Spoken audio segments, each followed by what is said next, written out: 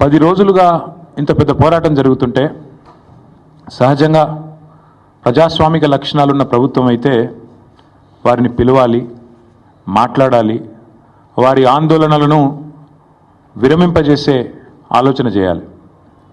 కనీసం వారితో పిలవకపోయినా కనీసం అక్కడికన్నా ప్రభుత్వ ప్రతినిధులను పంపి ఒక మంత్రి గారినో లేదా బాధ్యత గల వ్యక్తులను అధికారులను పంపి వారికి కొంత వివరించి చెప్పే ప్రయత్నం చేయాలి. కానీ ఈ ప్రభుత్వ వైఖరి ఎట్లా ఉంది?